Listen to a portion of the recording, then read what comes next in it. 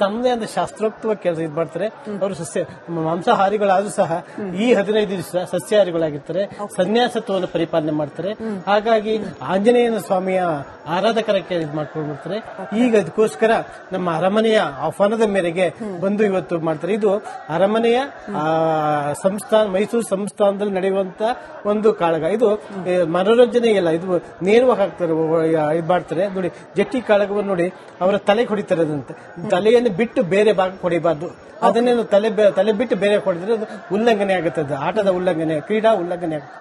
ಅವ್ರು ಹೊಡೆಯುವಂತ ಏಟು ಯಾವಾಗ್ಲೂ ಸಹ ತಲೆ ಹೊಡಿಬೇಕು. ತಲೆಗೆ ಬಿದ್ದ ಏಟು ರಕ್ತ ಬಂದಾಗ ವಿಜಯದ ಸಂಕೇತ. ಅದನ್ನ ನೋಡಿದ ತಕ್ಷಣ ನಮ್ಮ ಮಹಾರಾಜರು ಅಲ್ಲಿಂದ ಬಂದು ನೆಕ್ಸ್ಟ್ ಬನ್ನಿ ಪೂಜೆಗೆ ಹೋಗ್ತಾರೆ. ಆಗ್ಲೇ ಬನ್ನಿ ಪೂಜೆ ಈಗ ಸ್ಟಾರ್ಟ್ ಆಗುತ್ತೆ. ಅವ್ರು ರಕ್ತ ಚಿಮ್ಮದ ನಂತರ ಬರುತ್ತೆ. ಇದು ಬಹಳ ಕಟ್ಟುನಿಟ್ಟಾಗುತ್ತೆ, ಬಹಳ ರೋಚಕ ಆಗುತ್ತೆ, ರೋಮಾಂಚನವಾದಂತಹ ಒಂದು ಇದು. ಅಲ್ಲಿ ನೋಡ್ತಾ ಇದ್ರೆ ರಕ್ತ ನೋಡಿದ್ರೆ ಏನಪ್ಪ ಇವರು ಅಂತ ಅಷ್ಟು ನಿಷ್ಠೆ ಪ್ರಾಮಾಣಿಕವಾಗಿ ಮಾಡ್ತಾರೆ. ಮತ್ತು ಕ್ರೀಡಾ ಮನೋಭಾವನೆ ಇದೆ ಅವರಲ್ಲಿ, ಹಾಗೆ ಮಾಡ್ತಾರೆ. ಇದರ ಇತಿಹಾಸದ ಬಗ್ಗೆ ಸ್ವಲ್ಪ ಬೆಳಕು ಚೆಲ್ಲೋದಾದ್ರೆ, ಯಾವ ರೀತಿಯಲ್ಲಿ ಇದರ ಇತಿಹಾಸ ಹೇಗೆ ನಡೀತಾ ಇತ್ತು? ಇದು ಈ ಹಿಂದೆ ಕೂಡ ಇಷ್ಟೇ ಗಂಭೀರವಾಗಿ ಅಥವಾ ಇದಕ್ಕಿಂತ ಗಂಭೀರವಾಗಿ ನಡೀತಾ ಇತ್ತಾ? ಎಲ್ಲೆಲ್ಲಿಂದ ಜಟ್ಟಿಗಳು ಬರ್ತಾ ಇದ್ರು? ಇತಿಹಾಸದ ಬಗ್ಗೆ ಹಿಂದೆ ಈಗಾಗಲೇ ಹೇಳಿದಾಗೆ ನಮ್ಮ ಮೈಸೂರಿನ ಚಾಮರಾಜನಗರ, ಬೆಂಗಳೂರು ಗ್ರಾಮಾಂತರ ಜಿಲ್ಲೆಯ ಚನ್ನಪಟ್ಟಣ, ನಮ್ಮ ತುಮಕೂರು ಜಿಲ್ಲೆಯ ಕೊರಟಗೆರೆ ತಾಲೂಕಿನ ಜಟ್ಟಿ ಅಗ್ರಹಾರ, ಹೀಗೆ ಅಲ್ಲಿ ಪ್ರಾಂತ್ಯಗಳಲ್ಲಿ ಜಟ್ಟಿ ಸಮುದಾಯದಲ್ಲಿರ್ತಾರೆ. ಇವರು ಯಾವಾಗ್ಲೂ ದೇಹವನ್ನ ಗಟ್ಟಿಯಾಗಿಕೊಂಡು ಅಂಗರಕ್ಷಕ ಪಡೆಯಾಗಿದ್ದಾರೆ. ಅದಾದ್ರೆ ಹೆಚ್ಚು ವಿಚಾರಗಳನ್ನ ನಮ್ಮ ಕಿಶೋರ್ ಅರಸು ಅದ್ರ ಬಗ್ಗೆ ಹೆಚ್ಚು ಅಧ್ಯಯನ ಮಾಡಿದ್ದಾರೆ. ಅವ್ರನ್ನ ಹೇಳ್ಬೋದು ಅವರು. ಇದು ಜಟ್ಟಿ ಕಾಳಗ ಇವಾಗೇನು ಇದು ಸಾಂಕೇತಿಕವಾಗಿ ನಡೀತಿದೆ. ಬಟ್ ಹಿಂದೆ ರಾಜಪ್ರಭುತ್ವ ಇದ್ದಂತ ಕಾಲದಲ್ಲಿ ನಾನು ಅವಾಗ್ಲೇ ಹೇಳಿದೆ, ನಮ್ಮ ಮೈಸೂರು ಮಹಾರಾಜರುಗಳೇ ಸ್ವಯಂ ಜಟ್ಟಿಗಳು, ಅವರೇ ಗರಡಿಯಾಳುಗಳು. ಪೂರ್ತಿ ಎಷ್ಟು ಅವರ ದೇಹದಾಢ್ಯವನ್ನು ದಂಡಿಸಿ ಇಟ್ಕೊಂತಿದ್ರು. ಈಗ ಆಧುನಿಕ ಕಾಲದಲ್ಲಿ ಅದನ್ನೆಲ್ಲ ಸ್ವಲ್ಪ ಮಾಡ್ತಾರೆ. ಅಂದ್ರೆ ಗೊತ್ತಲ್ಲ ನಿಮ್ಗೆಲ್ಲ, ರಾಜಪ್ರಭುತ್ವ ಹೋಯ್ತು, ಪ್ರಜಾಪ್ರಭುತ್ವ ಬಂತು, ಆದ್ರೂ ಕೂಡ ಬೇರೆ ಬೇರೆ ತಾಲೀಮ್ಗಳನ್ನ ಮಾಡ್ತಾರೆ. ಇದನ್ನ ನಾವು ಗಮನಿಸ್ತಾ ಹೋದ್ರೆ ಇದು ಗೋವಿಂದ ವೈದ್ಯ ಅಂತೇಳಿ, ಅಂದ್ರೆ ಕಂಠೀರವ ನರಸರಾಜ ವಿಜಯ ಅಂತೇಳಿ ಬರೀತಾರೆ. ಕಂಠೀರವ ನರಸರಾಜ ಒಡೆಯರ್ ಅವರು ಮೈಸೂರಿನ ಒಬ್ಬ ಪ್ರಖ್ಯಾತ ಅರಸ. ಮೈಸೂರು ಸಂಸ್ಥಾನವನ್ನ ಬಹಳಷ್ಟು ಕಪಿಮುಷ್ಟಿಗಳಿಂದ ಪಾರು ಮಾಡಿದಂತ ರಣದುಲ್ಲಾ ಖಾನ್ ಅಂತವ್ರನ್ನ ಮತ್ತೆ ಸಂಭಾಜಿ ಅಂತವ್ರನ್ನ ಅವ್ರನ್ನೆಲ್ಲ ಬಡಿದೋಡಿಸಿ ಮೈಸೂರು ಸಂಸ್ಥಾನವನ್ನು ವಿಸ್ತಾರ ಮಾಡಿಸಿದಂತ ಏಕೈಕ ಮಹಾರಾಜ. ಮತ್ತೆ ಅವರ ಶಕ್ತಿಗೆ, ಅವರ ಶೌರ್ಯಕ್ಕೆ ಹೆಸರಾಗಿದ್ದಂತಹ ಮಹಾರಾಜ. ಅದಕ್ಕೆ ನೋಡಿ ಹೆಸರೇ ರಣಧೀರ ಅಂತ ಕೊಟ್ಟಿದ್ರು ಅವ್ರಿಗೆ, ಬಿರುದಿನ ರಣಧೀರ ಅಂತೇಳಿ. ಅವರ ಆ ಕಂಠೀರವ ನರಸರಾಜ ವಿಜಯದಲ್ಲಿ ಅವರು ಉಲ್ಲೇಖ ಮಾಡ್ತಾರೆ ಗೋವಿಂದ ವೈದ್ಯ. ಇದು ಹಿಂದೆ ಕೇವಲ ವಜ್ರಮುಷ್ಟಿ ಕಾಳಗ ಮಾತ್ರ ನಡೀತಿರ್ಲಿಲ್ಲ, ಮಲ್ಲಯುದ್ಧ ನಡೀತಿತ್ತು, ಬೇರೆ ಮುಷ್ಟಿ ಯುದ್ಧ ನಡೀತಿತ್ತು, ಮತ್ತೆ ಕೋಣಗಳ ಒಂದು ಸ್ಪರ್ಧೆಗಳು ಕೂಡ ನಡೀತಿದ್ವಂತೆ. ಈಗ ನಾವು ಬಾಹುಬಲಿಯಲ್ಲಿ ನೋಡ್ತೀವಿ, ಬಾಹುಬಲಿ ಸಿನಿಮಾದಲ್ಲಿ ಹೇಗೆ ಅವರು ಆ ಕೋಣವನ್ನ ಇದು ಕನ್ನಡದಲ್ಲಿ ಅನೇಕ ನಾಟಕಗಳು, ಸಿನಿಮಾಗಳು ಬಂದಿರೋದು ಕೂಡ ರಣಧೀರ್ ಅವ್ರ ಮೇಲೆ ಬಂದಿದೆ. ನಿಜವಾಗಿ ನಮ್ಮ ಒಂದು ಆಸೆ ಏನು ಗೊತ್ತಾ ಮೇಡಮ್, ಏನು ಬಾಹುಬಲಿ ಮತ್ತೆ KGF ಈ ತರ ಒಂದು ಪ್ಯಾನ್ ಇಂಡಿಯಾ ಮೂವಿಗಳನ್ನ ಮಾಡ್ತಿದಾರಲ್ಲ, ನಮ್ಮ ನಾಡಿನ ಒಬ್ಬ ಪ್ರಖ್ಯಾತ ದೊರೆ, ನಮ್ಮ ನಾಡಿನ ಒಬ್ಬ ರಾಜಕುಮಾರ, ಅದರಲ್ಲೂ ಶೌರ್ಯವಂತ ರಾಜಕುಮಾರ ರಣಧೀರ ಕಂಠೀರವ ನರಸರಾಜ ಒಡೆಯರ್, ಅವ್ರ ಮೇಲೆ ಇಂತ ಒಂದು ಮೂವಿಗಳು ಬರಬೇಕು. ಹಿಂದೆ ರಾಜ್ಕುಮಾರ್ ಅವ್ರು ಮಾಡಿದ್ದಾರೆ. ಒಂದು ಕಾಲದಲ್ಲಿ ಕನ್ನಡ ಸಿನಿಮಾ ನೆಲಕಚ್ಚಿದಂತ ಸಂದರ್ಭದಲ್ಲಿ ರಣಧೀರ ಕಂಠೀರವ ಸಿನಿಮಾವನ್ನ ಕನ್ನಡದ ನಟರುಗಳೇ, ಅಂದ್ರೆ ಕಲಾಭಿಮಾನಿಗಳೇ, ಡಾಕ್ಟರ್ ರಾಜ್ಕುಮಾರ್ ಅವರು, ನರಸಿಂಹರಾಜು ಅವರು, ಮತ್ತೆ ಬಾಲಕೃಷ್ಣ ಅವರು, ಇವರೆಲ್ಲರೂ ಸೇರಿ ನಿರ್ಮಾಣ ಮಾಡಿದಂತ ಚಿತ್ರ ಅವತ್ತಿನ ಕಾಲಕ್ಕೆ.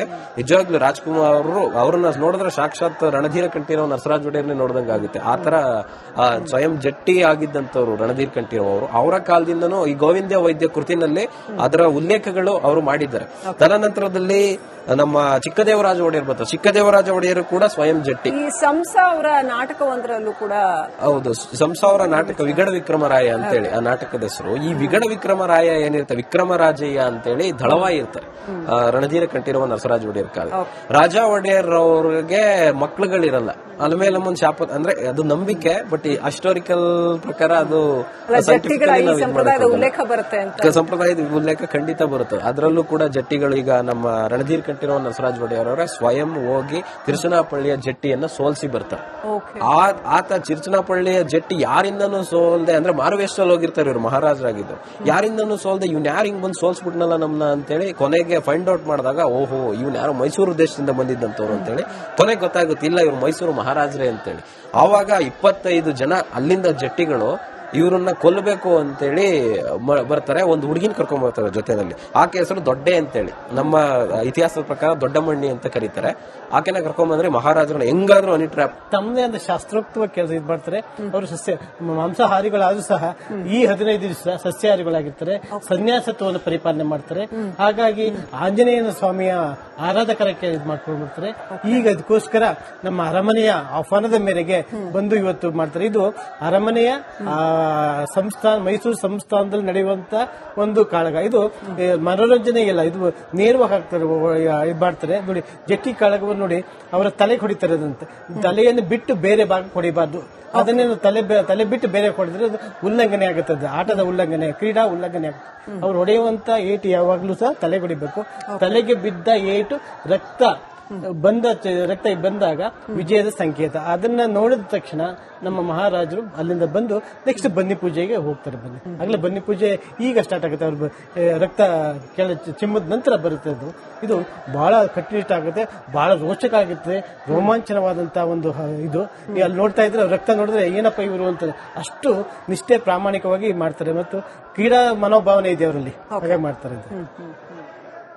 ಇದರ ಇತಿಹಾಸದ ಬಗ್ಗೆ ಸ್ವಲ್ಪ ಬೆಳಕು ಚೆಲ್ಲೋದಾದ್ರೆ, ಯಾವ ರೀತಿಯಲ್ಲಿ ಇದರ ಇತಿಹಾಸ ಹೇಗೆ ಅಂದ್ರೆ ಹೇಗೆ ನಡೀತಾ ಇತ್ತು ಇದು? ಈ ಹಿಂದೆ ಕೂಡ ಇಷ್ಟೇ ಗಂಭೀರವಾಗಿ ಅಥವಾ ಇದಕ್ಕಿಂತ ಗಂಭೀರವಾಗಿ ನಡೀತಾ ಇತ್ತಾ? ಎಲ್ಲೆಲ್ಲಿಂದ ಜಟ್ಟಿಗಳು ಬರ್ತಾ ಇದ್ರು? ಇತಿಹಾಸದ ಬಗ್ಗೆ ಹಿಂದೆ ಈಗಾಗಲೇ ಹೇಳಿದಾಗೆ ನಮ್ಮ ಮೈಸೂರಿನ ಚಾಮರಾಜನಗರ, ಬೆಂಗಳೂರು ಗ್ರಾಮಾಂತರ ಜಿಲ್ಲೆಯ ಚನ್ನಪಟ್ಟಣ, ನಮ್ಮ ತುಮಕೂರು ಜಿಲ್ಲೆಯ ಕೊರಟಗೆರೆ ತಾಲೂಕಿನ ಜಟ್ಟಿ ಅಗ್ರಹಾರ, ಹೀಗೆ ಅಲ್ಲಿ ಪ್ರಾಂತ್ಯಗಳಲ್ಲಿ ಜಟ್ಟಿ ಸಮುದಾಯದಲ್ಲಿರ್ತಾರೆ. ಇವರು ಯಾವಾಗ್ಲೂ ದೇಹವನ್ನ ಗಟ್ಟಿಯಾಗಿಕೊಂಡು ಅಂಗರಕ್ಷಕ ಪಡೆಯಾಗಿದ್ದಾರೆ. ಅದಾದ್ರೆ ಹೆಚ್ಚು ವಿಚಾರಗಳನ್ನ ನಮ್ಮ ಕಿಶೋರ್ ಅರಸು ಅದ್ರ ಬಗ್ಗೆ ಹೆಚ್ಚು ಅಧ್ಯಯನ ಮಾಡಿದ್ದಾರೆ. ಅವ್ರನ್ನ ಹೇಳ್ಬೋದು ಅವರು. ಇದು ಜಟ್ಟಿ ಕಾಳಗ ಇವಾಗ ಇದು ಸಾಂಕೇತಿಕವಾಗಿ ನಡೀತಿದೆ. ಬಟ್ ಹಿಂದೆ ರಾಜಪ್ರಭುತ್ವ ಇದ್ದಂತ ಕಾಲದಲ್ಲಿ ನಾನು ಅವಾಗ್ಲೇ ಹೇಳಿದೆ, ನಮ್ಮ ಮೈಸೂರು ಮಹಾರಾಜರುಗಳೇ ಸ್ವಯಂ ಜಟ್ಟಿಗಳು, ಅವರೇ ಗರಡಿಯಾಳುಗಳು. ಪೂರ್ತಿ ಎಷ್ಟು ಅವರ ದೇಹದಾಢ್ಯವನ್ನು ದಂಡಿಸಿ ಇಟ್ಕೊಂತಿದ್ರು. ಈಗ ಆಧುನಿಕ ಕಾಲದಲ್ಲಿ ಅದನ್ನೆಲ್ಲ ಸ್ವಲ್ಪ ಅಂದ್ರೆ ಗೊತ್ತಲ್ಲ ನಿಮ್ಗೆಲ್ಲ, ರಾಜಪ್ರಭುತ್ವ ಹೋಯ್ತು, ಪ್ರಜಾಪ್ರಭುತ್ವ ಬಂತು, ಆದ್ರೂ ಕೂಡ ಬೇರೆ ಬೇರೆ ತಾಲೀಮ್ಗಳನ್ನ ಮಾಡ್ತಾರೆ. ಇದನ್ನ ನಾವು ಗಮನಿಸ್ತಾ ಹೋದ್ರೆ ಇದು ಗೋವಿಂದ ವೈದ್ಯ ಅಂತೇಳಿ, ಅಂದ್ರೆ ಕಂಠೀರವ ನರಸರಾಜ ವಿಜಯ ಅಂತೇಳಿ ಬರೀತಾರೆ. ಕಂಠೀರವ ನರಸರಾಜ ಒಡೆಯರ್ ಅವರು ಮೈಸೂರಿನ ಒಬ್ಬ ಪ್ರಖ್ಯಾತ ಅರಸ. ಮೈಸೂರು ಸಂಸ್ಥಾನವನ್ನ ಬಹಳಷ್ಟು ಕಪಿಮುಷ್ಟಿಗಳಿಂದ ಪಾರು ಮಾಡಿದಂತ ರಣದುಲ್ಲಾ ಖಾನ್ ಅಂತವ್ರನ್ನ ಮತ್ತೆ ಸಂಭಾಜಿ ಅಂತವ್ರನ್ನ ಅವ್ರನ್ನೆಲ್ಲ ಬಡದೋಡಿಸಿ ಮೈಸೂರು ಸಂಸ್ಥಾನ ವಿಸ್ತಾರ ಮಾಡಿಸಿದಂತ ಏಕೈಕ ಮಹಾರಾಜ. ಮತ್ತೆ ಅವರ ಶಕ್ತಿಗೆ, ಅವರ ಶೌರ್ಯಕ್ಕೆ ಹೆಸರಾಗಿದ್ದಂತಹ ಮಹಾರಾಜ. ಅದಕ್ಕೆ ನೋಡಿ ಹೆಸರೇ ರಣಧೀರ ಅಂತ ಕೊಟ್ಟಿದ್ರು ಅವ್ರಿಗೆ, ಬಿರುದಿನ ರಣಧೀರ ಅಂತೇಳಿ. ಅವರ ಆ ಕಂಠೀರವ ನರಸರಾಜ ವಿಜಯದಲ್ಲಿ ಅವರು ಉಲ್ಲೇಖ ಮಾಡ್ತಾರೆ ಗೋವಿಂದ ವೈದ್ಯ. ಇದು ಹಿಂದೆ ಕೇವಲ ವಜ್ರಮುಷ್ಟಿ ಕಾಳಗ ಮಾತ್ರ ನಡೀತಿರ್ಲಿಲ್ಲ, ಮಲ್ಲಯುದ್ಧ ನಡೀತಿತ್ತು, ಬೇರೆ ಮುಷ್ಟಿ ಯುದ್ಧ ನಡೀತಿತ್ತು, ಮತ್ತೆ ಕೋಣಗಳ ಒಂದು ಸ್ಪರ್ಧೆಗಳು ಕೂಡ ನಡೀತಿದ್ವಂತೆ. ಈಗ ನಾವು ಬಾಹುಬಲಿಯಲ್ಲಿ ನೋಡ್ತೀವಿ, ಬಾಹುಬಲಿ ಸಿನಿಮಾದಲ್ಲಿ ಹೇಗೆ ಅವರು ಆ ಕೋಣವನ್ನ ಇದು ಕನ್ನಡದಲ್ಲಿ ಅನೇಕ ನಾಟಕಗಳು, ಸಿನಿಮಾಗಳು ಬಂದಿರೋದು ಕೂಡ ರಣಧೀರ್ ಅವ್ರ ಮೇಲೆ ಬಂದಿದೆ. ನಿಜವಾಗಿ ನಮ್ಮ ಒಂದು ಆಸೆ ಏನು ಗೊತ್ತಾ ಮೇಡಮ್, ಏನು ಬಾಹುಬಲಿ ಮತ್ತೆ KGF ಈ ತರ ಒಂದು ಪ್ಯಾನ್ ಇಂಡಿಯಾ ಮೂವಿಗಳನ್ನ ಮಾಡ್ತಿದಾರಲ್ಲ, ನಮ್ಮ ನಾಡಿನ ಒಬ್ಬ ಪ್ರಖ್ಯಾತ ದೊರೆ, ನಮ್ಮ ನಾಡಿನ ಒಬ್ಬ ರಾಜಕುಮಾರ, ಅದರಲ್ಲೂ ಶೌರ್ಯವಂತ ರಾಜಕುಮಾರ ರಣಧೀರ ಕಂಠೀರವ ನರಸರಾಜ ಒಡೆಯರ್, ಅವ್ರ ಮೇಲೆ ಇಂತ ಒಂದು ಮೂವಿಗಳು ಬರಬೇಕು. ಹಿಂದೆ ರಾಜ್ಕುಮಾರ್ ಅವ್ರು ಮಾಡಿದ್ದಾರೆ. ಒಂದು ಕಾಲದಲ್ಲಿ ಕನ್ನಡ ಸಿನಿಮಾ ನೆಲಕಚ್ಚಿದಂತ ಸಂದರ್ಭದಲ್ಲಿ ರಣಧೀರ ಕಂಠೀರವ ಸಿನಿಮಾವನ್ನ ಕನ್ನಡದ ನಟರುಗಳೇ, ಅಂದ್ರೆ ಕಲಾಭಿಮಾನಿಗಳೇ, ಡಾಕ್ಟರ್ ರಾಜ್ಕುಮಾರ್ ಅವರು, ನರಸಿಂಹರಾಜು ಅವರು, ಮತ್ತೆ ಬಾಲಕೃಷ್ಣ ಅವರು, ಇವರೆಲ್ಲರೂ ಸೇರಿ ನಿರ್ಮಾಣ ಮಾಡಿದಂತ ಚಿತ್ರ ಅವತ್ತಿನ ಕಾಲಕ್ಕೆ.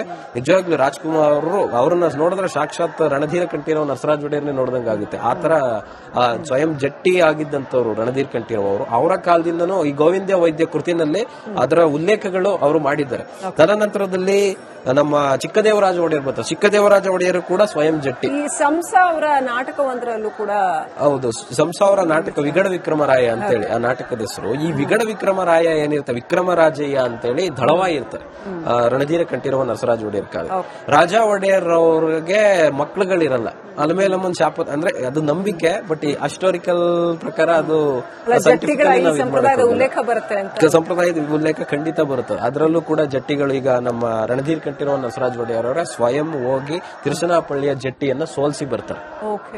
ಆತ ತಿರುಚನಾಪಳ್ಳಿಯ ಜಟ್ಟಿ ಯಾರಿಂದನೂ ಸೋಲ್ದೆ, ಅಂದ್ರೆ ಮಾರುವೇಷದಲ್ಲಿ ಹೋಗಿರ್ತಾರೆ ಇವ್ರು, ಮಹಾರಾಜರಾಗಿದ್ರು, ಯಾರಿಂದನೂ ಸೋಲ್ದೆ ಇವ್ನ ಯಾರು ಹಿಂಗ್ ಬಂದು ಸೋಲ್ಸ್ಬಿಟ್ನಲ್ಲ ನಮ್ನ ಅಂತೇಳಿ ಕೊನೆಗೆ ಫೈಂಡ್ ಔಟ್ ಮಾಡಿದಾಗ, ಓಹೋ ಇವ್ನ ಯಾರು ಮೈಸೂರು ದೇಶದಿಂದ ಬಂದಿದ್ದಂತವ್ರು ಅಂತೇಳಿ ಕೊನೆಗೆ ಗೊತ್ತಾಗುತ್ತೆ, ಇಲ್ಲ ಇವ್ರು ಮೈಸೂರು ಮಹಾರಾಜರೇ ಅಂತೇಳಿ. ಆವಾಗ 25 ಜನ ಅಲ್ಲಿಂದ ಜಟ್ಟಿಗಳು ಇವ್ರನ್ನ ಕೊಲ್ಲಬೇಕು ಅಂತೇಳಿ ಬರ್ತಾರೆ. ಒಂದು ಹುಡುಗಿನ ಕರ್ಕೊಂಡ್ ಬರ್ತಾರೆ ಜೊತೆನಲ್ಲಿ. ಆಕೆ ಹೆಸರು ದೊಡ್ಡೆ ಅಂತೇಳಿ, ನಮ್ಮ ಇತಿಹಾಸದ ಪ್ರಕಾರ ದೊಡ್ಡಮಣ್ಣಿ ಅಂತ ಕರೀತಾರೆ. ಆಕೆನ ಕರ್ಕೊಂಡ್ ಬಂದ್ರೆ ಮಹಾರಾಜರನ್ನ ಹೆಂಗಾದ್ರೂ ಹನಿ ಟ್ರ್ಯಾಪ್